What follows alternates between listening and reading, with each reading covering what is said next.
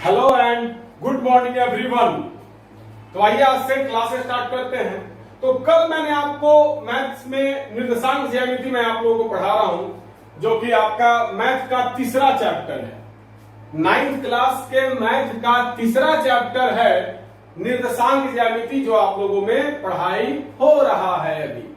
तो कल मैंने बताया था कि किसी बिंदु का निर्देशांक जो है वो होता है x, y। x का जो मान होता है उसको कहते हैं x निर्देशांक और y का जो मान होता है उसको कहते हैं y निर्देशांक। तो आज हम लोग को जानना है भुज और कोटि के बारे में। तो कल मैंने आपको बताया था x निर्देशांक को ही, किसी भी बिंदु के x निर्देशांक को ही किसी भी बिंदु के x निर्देशांक को ही भुज कहते हैं। किसी भी बिंदु के x निर्देशांक को ही भुज कहते हैं। और कोटि, तो किसी भी बिंदु के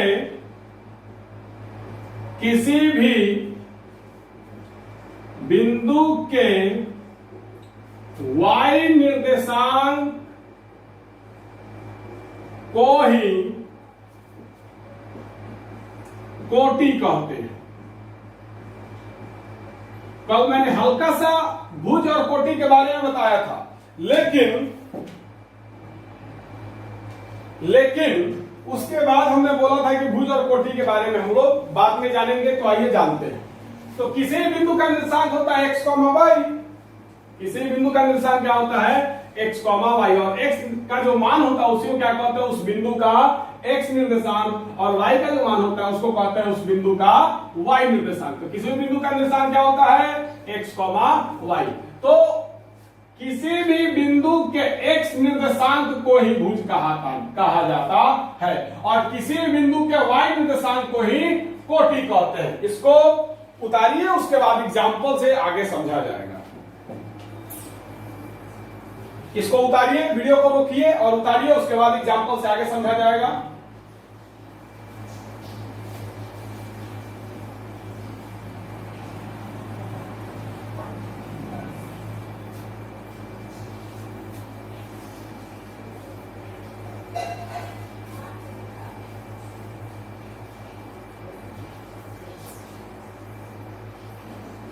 तो चलिए अब एग्जाम्पल समझा जाए भुज का और कोटि का।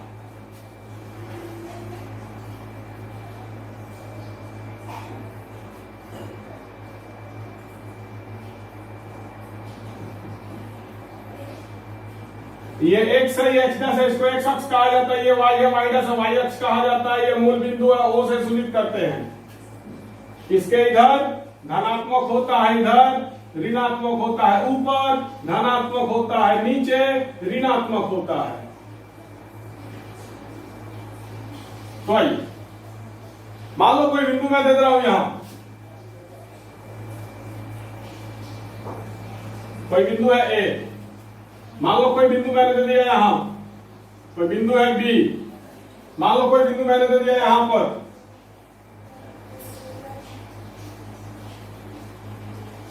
मान लो कोई बिंदु मैंने दे दिया यहां पर C। मान लो कोई बिंदु मैंने दे दिया यहां पर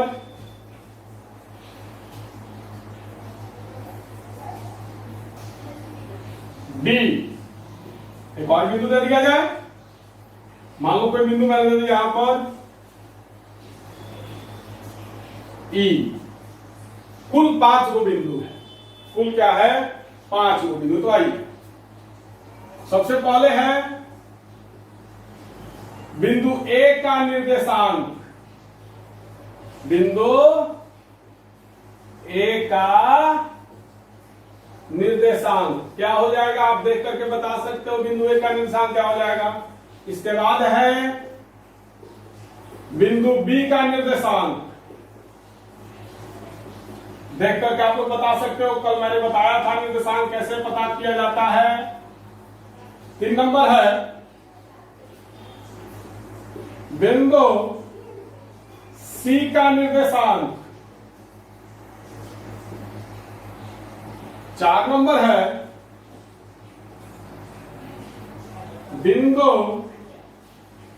डी का निर्देशांक,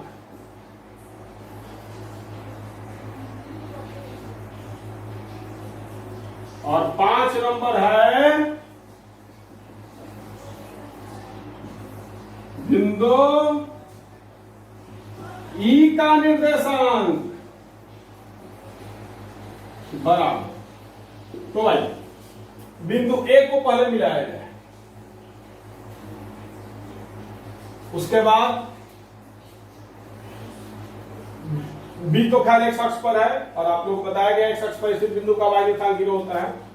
उसके बाद सी को मिलाया जाए, उसके बाद डी को मिलाया जाए और ई है। तो आप लोग देख सकते हैं बिंदु ए का निर्देशांक क्या है, तो पहले एक्स का मान उसके बाद वाई का मान। तो बिंदु ए में एक्स का मान क्या है, 1 है, और वाई का मान क्या है, 3 है। तो बिंदु ए का निर्देशांक क्या हो जाएगा, 1,3। बिंदु ए का निर्देशांक क्या हो जाएगा, 1,3। उसके बाद बिंदु बी का निर्देशांक, तो बिंदु बी कहां पर है, एक्स अक्ष पर है, और आप लोगों को पता है कि एक्स अक्ष पर स्थित बिंदु का वाई निर्देशांक 0 होता है। मतलब वाई की जगह पर 0 लिख दो और एक्स की जगह पर कई नंबर पर है, -2 पर है, तो एक्स का मान क्या हो जाएगा, -2। तो बिंदु बी का निर्देशांक क्या हो जाएगा, -2,0। वैसे ही बिंदु सी का निर्देशांक, तो बिंदु सी आप देख सकते हो x पर -1 है, x का मान बिंदु सी का -1 है और y का मान भी -1 है। तो पहले x का मान उसके बाद y का मान, तो बिंदु सी का निशान क्या हो जाएगा, -1, -1। इसके बाद बिंदु डी का निर्देशांक, तो आप देख सकते हो कि बिंदु डी जो है वो x पर 3 नंबर पर है, y पर -2 नंबर पर है। तो x का मान 3, y का मान -2। तो बिंदु डी का निर्देशांक क्या हो जाएगा, 3, -2। और बिंदु ई का निर्देशांक आप देख सकते हो कि बिंदु ई कहां पर है, तो y अक्ष पर है। y अक्ष पर स्थित बिंदु का x निर्देशांक 0 होता है, कल मैंने बताया था। तो y अक्ष पर स्थित बिंदु का x निर्देशांक 0 होता है, पहले 0 लिख दो, y पर क्या नंबर पर है, 2 नंबर पर। तो बिंदु ई का निर्देशांक क्या हो जाएगा, 0,2। अब अगर आपसे कोई बोले क्या, तो बिंदु ए का भुज बताइए, बिंदु ए का भुज बताइए और बिंदु ए का कोटि भी बताइए। बिंदु ए का कोटि बताइए, बिंदु ए का कोटि बराबर। इसके बाद अगर आपसे कोई पूछ दे बिंदु बी का भुज बताइए और बिंदु बी का कोटि बताइए, बिंदु बी का कोटि। अब अगर आपसे कोई पूछ दे बिंदु सी का भुज बताइए और बिंदु सी का कोटि बताइए, बिंदु सी का कोटि बताइए। उसके बाद अगर कोई आपसे पूछ दे बिंदु डी का भुज बताइए और बिंदु डी का कोटि बताइए,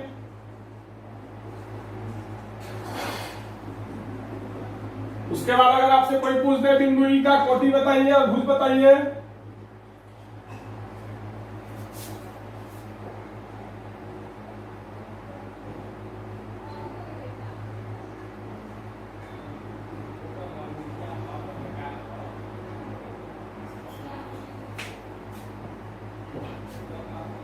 अब अगर आपसे कोई पूछ दे बिंदु ई का भुज बताइए, बिंदु ई का भुज बताइए और बिंदु ई का कोटि बताइए, बिंदु ई का कोटि बताइए। तो चलिए अब इसको शुरू किया जाए।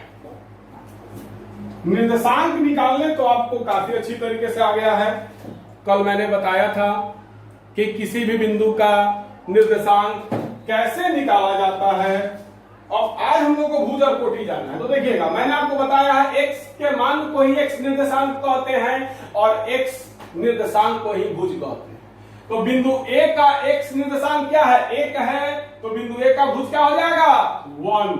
और बिंदु A का y निर्देशांक 3 है, तो बिंदु A का कोटि क्या हो जाएगा, 3। वैसे ही बिंदु B का x निर्देशांक है -2, तो बिंदु B का भुज क्या हो जाएगा, -2। मतलब x निर्देशांक जो होता है उसी को क्या कहते हैं, भुज कहते हैं, और y निर्देशांक जो होता है उसी को क्या कहते हैं, कोटि कहते हैं। तो बिंदु B का y निर्देशांक क्या है, 0 है, तो बिंदु B का कोटि बराबर 0। वैसे ही बिंदु C का x निर्देशांक -1 है, तो बिंदु C का भुज बराबर हो जाएगा -1, और बिंदु C का y निर्देशांक -1 है, तो बिंदु C का कोटि भी हो जाएगा -1। वैसे ही बिंदु D का x निर्देशांक है 3, तो बिंदु D का भुज हो जाएगा 3, और बिंदु D का y निर्देशांक है -2, तो बिंदु D का कोटि हो जाएगा -2। माने x का जो मान होगा उसी को भुज कहेंगे, और y का जो मान होगा उसको क्या कहेंगे, कोटि कहेंगे। अब बिंदु E का x निर्देशांक 0 है, तो बिंदु E का भुज हो जाएगा 0, और बिंदु E का y निर्देशांक 2 है, तो बिंदु E का कोटि हो जाएगा 2। वीडियो को रोक करके पहले इसको उतारिए, वीडियो को रोको और इसको उतारो पहले अच्छा से।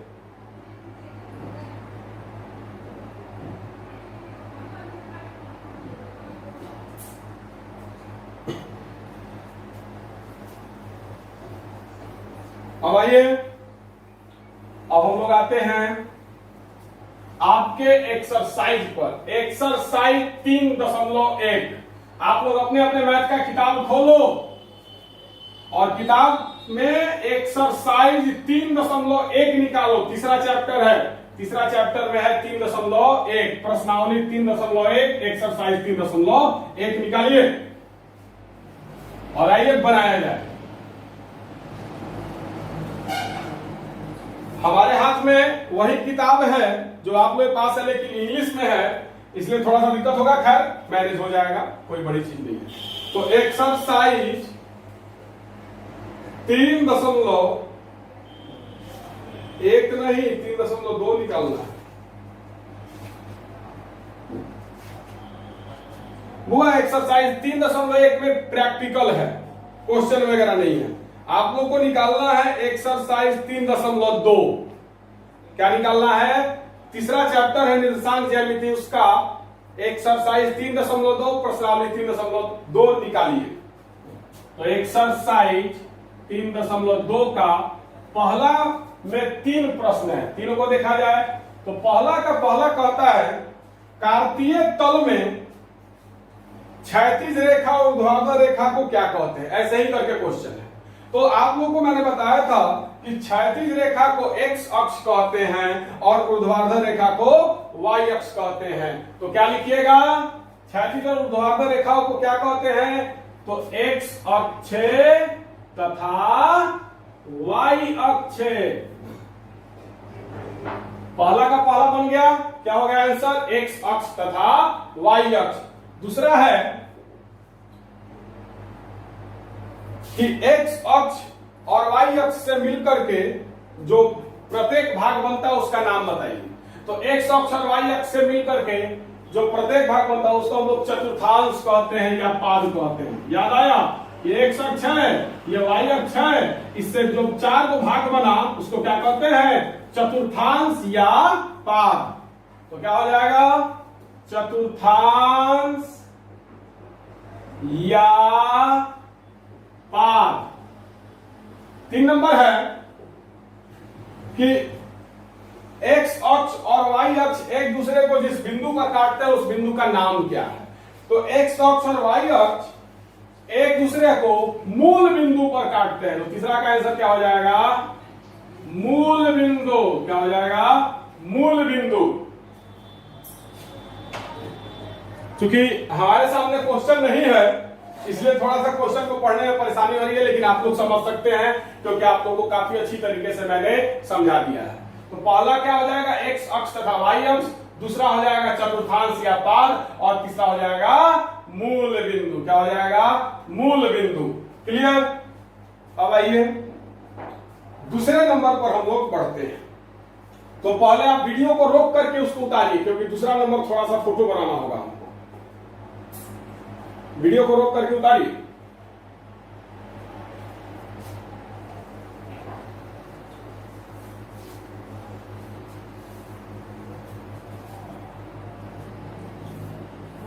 दूसरा नंबर के लिए पहले हमको फोटो बनाना होगा अच्छा से। तो फोटो बनाने में समय लगेगा, हमको थोड़ा सा समय दीजिए फोटो बनाने का।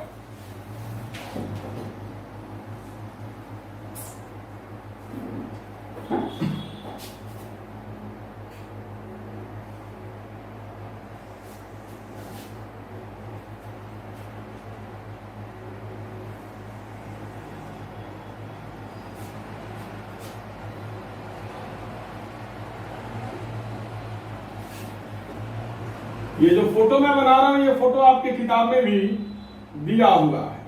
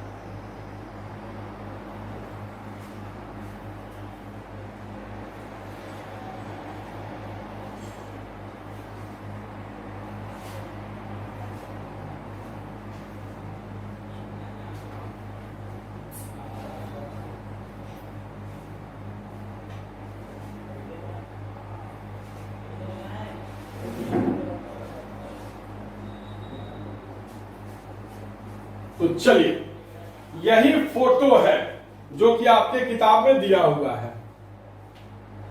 फोटो मैंने बना दिया है। आप लोग को अगर फोटो को देखने में परेशानी है तो आप लोग अपने किताब में देख सकते हो। आपकी किताब में फोटो बना हुआ है 2 नंबर में, और कुल आपको 8 प्रश्न है। दूसरा का पहला, दूसरा, तीसरा, चौथा, पांचवा, छठा, सातवां और 8वां, कुल 8 प्रश्न है। तो 2 का पहला है बिंदु बी का निर्देशांक क्या है। बिंदु बी का मतलब ये फोटो देख करके बताना है। ये फोटो दिया हुआ है, फोटो देख करके जो क्वेश्चन पूछ रहा है वो बताना है। तो दूसरा का पहला नंबर है बिंदु बी का निर्देशांक। तो आइए बी को खोजा जाए। बिंदु बी यहां पर है और किसी बिंदु का निर्देशांक पहले x का मान, उसके बाद y का मान। तो बिंदु बी यहां पर है, इसके x का मान क्या है, -5 है। आप देख सकते हो क्या है, -5। तो लिखो -5, x का मान लिख दिया, उसके बाद कॉमा y का मान। तो y का मान आप देख सकते हो 2 है, y का मान क्या है, 2 है। तो बिंदु B का निर्देशांक क्या हो गया, -5, 2। दूसरा नंबर है बिंदु C का निर्देशांक। बिंदु C का निर्देशांक, बिंदु C यहां पर है बाबू, ध्यान से समझिएगा। बिंदु C जो है वो यहां पर है। तो बिंदु C का x अक्ष क्या है, देखिएगा 5 है। मतलब बिंदु C का x पर मान कितना है, 5 है। तो पहले x का मान लिखा जाता है। तो लिखो 5, x का मान क्या है 5, कॉमा उसके बाद y का मान लिखा जाता है। तो बिंदु C का y का मान देखो कितना है, -5 है। बिंदु C का y का मान -5 है। तो 5, -5। इसके बाद देखा जाए, बोल रहा है कि बिंदु -3, -5 द्वारा पहचाना गया बिंदु कौन है। मतलब इतना जो ये फोटो दिया हुआ है, इस फोटो में कौन ऐसा बिंदु है जिसका निर्देशांक -3, 5 है। मतलब x का मान -3 और y का मान 5 है। तो देखिएगा x का मान -3 मतलब ये, और y का मान -5 मतलब ये। तो बिंदु कौन है, E। कौन है, E। बिंदु E का ही निर्देशांक क्या है, -3, -5 है। तो -3, -5 द्वारा पहचाना गया बिंदु कौन है, E। -3, -5।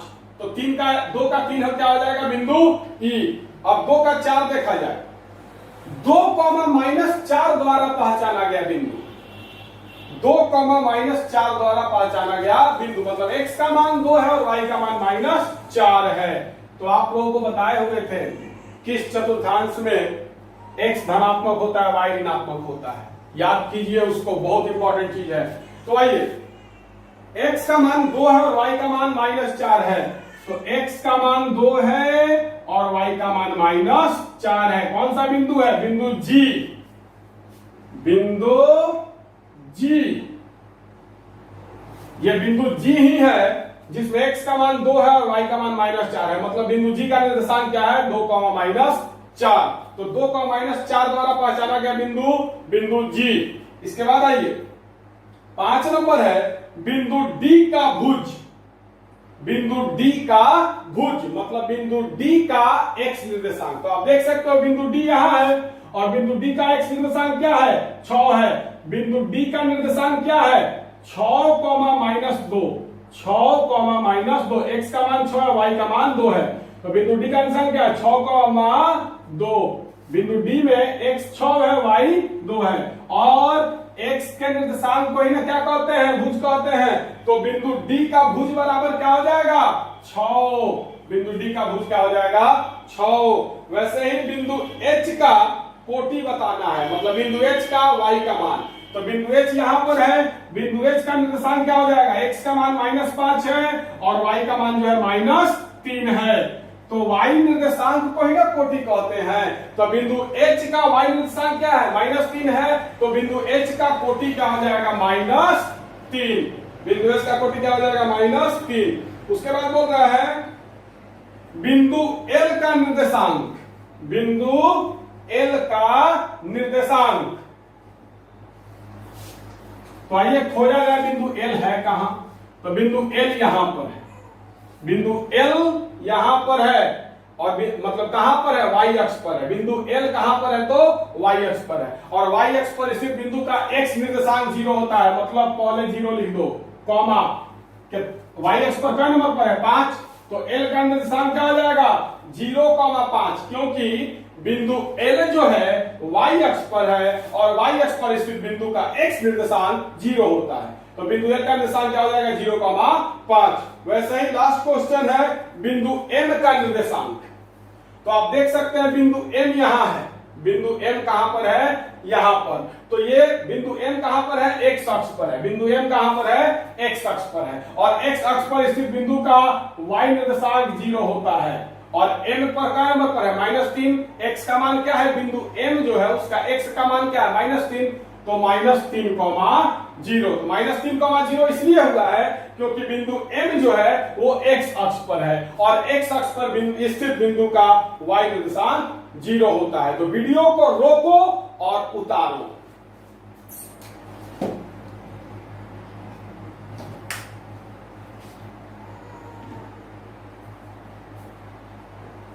तो ये एक्सरसाइज खत्म हो गया। इसके बाद है एक्सरसाइज 3.3 जो कि ग्राफ है। उसको ग्राफ के कॉपी पर पढ़ाना पड़ेगा। ऑनलाइन क्लास में तो संभव है नहीं, जब क्लास खुलेगा तो ग्राफ के कॉपी पर मैं आपको पढ़ाऊंगा कि एक्सरसाइज 3.3 जो है उसको ग्राफ के कॉपी पर ही पढ़ाना पड़ेगा। तो ग्राफ के कॉपी पर पढ़ाना अभी ऑनलाइन क्लास में संभव नहीं है, इसलिए निर्देशांक ज्यामिति खत्म हो गया। अब आज का क्लास यहीं पर रोक दे रहे हैं। क्लास तो काफी कम देर का हुआ है, लेकिन चूंकि अब चैप्टर ही खत्म हो गया तो हम क्या करें, अब थोड़ी देर के लिए मैं नया चैप्टर तो शुरू नहीं करूंगा। तो कल से नया चैप्टर शुरू होगा मैथमेटिक्स में। मैथमेटिक्स में कल से नया चैप्टर शुरू होगा। अब कल देखा जाएगा बहुपद शुरू होगा, फाइनल मैंने बोल दिया। कल से दूसरा चैप्टर है बहुपद। आप लोगों का दूसरा चैप्टर क्या है, बहुपद है। तो कल से बहुपद शुरू किया जाएगा, दूसरा चैप्टर शुरू किया जाएगा। अगर किसी बच्चे को दिक्कत हो तो हमसे बोले कि सर बहुपद हमको नहीं पढ़ना है, तो हमसे बोल सकता है। लेकिन मेरा राय है कि कल से बहुपद शुरू किया जाए। आप लोग अपना राय जरूर दें, आप लोग अपना राय दें कि कल से कौन चैप्टर शुरू किया जाए। मेरा राय है बहुपद चैप्टर 2 शुरू किया जाए। दूसरी चीज, कल से साइंस का भी क्लास होगा और इंग्लिश का भी क्लास होगा। हिंदी और संस्कृत आपको 10th में भी मिलेगा, 9th में मिलेगा, लेकिन इंग्लिश जो है वो आपको 10th में नहीं मिलेगा। तो इंग्लिश जो है 9th में अच्छा से पढ़ लीजिए। मैं बार बार बोलता हूं क्योंकि इंग्लिश का नंबर ना ही जुटता है और ना ही इंग्लिश में पास करना जरूरी होता है 10th में। इसलिए बच्चे, ऑलरेडी बहुत सारा सब्जेक्ट है, हिंदी है, संस्कृत है, SST है, साइंस है, मैथ है, तो बच्चे मेन सब्जेक्ट को पढ़ेंगे या फिर ऐसा सब्जेक्ट जिसका ना ही नंबर जुटता और ना ही उसमें पास करना जरूरी है वो पढ़ेंगे। तो 10th क्लास में हम लोग इंग्लिश पढ़ा जाएगा थोड़ा बहुत, जितना एग्जाम में पूछेगा उतना पढ़ा जाएगा। लेकिन 9th क्लास में इंग्लिश पढ़ लीजिए अच्छा से, खूब डिटेल से, ताकि आगे आप लोगों को इंग्लिश में दिक्कत न हो। तो कल से मैं इंग्लिश शुरू करवा रहा हूं और साइंस शुरू करवाऊंगा कल से, और 1 महीना तक यही चलेगा। प्रतिदिन ऑनलाइन क्लास में 4 सब्जेक्ट होगा। प्रतिदिन ऑनलाइन क्लास में 4 सब्जेक्ट होगा। प्रतिदिन ऑनलाइन क्लास में 4 सब्जेक्ट होगा, मैथ, SST, इंग्लिश और साइंस। और 1 महीना तक ऐसे ही चलेगा। 1 महीना के बाद हिंदी या संस्कृत दोनों में से एक हम शुरू करवा देंगे। तो आज के लिए बस इतना ही, बहुत बहुत धन्यवाद। दूसरी चीज, आज भूगोल पढ़िए और अगर आपको समझ में नहीं आए तो बताइए। शौकत सर से हम बोल चुके हैं कि सर बच्चों को थोड़ा दिक्कत हो रहा है, तो शौकत सर आज बेहतर तरीके से पढ़ाए हैं। इसलिए आज अगर भूगोल में आप सबसे पहला चीज मन से पढ़िएगा, अच्छा से पढ़िएगा, खूब मन लगाकर पढ़िएगा। उसके बावजूद अगर कोई दिक्कत हो तो हमको कहिए, मैं आपकी दिक्कत को जरूर हल करूंगा। तो आज के लिए बस इतना ही, बहुत बहुत धन्यवाद।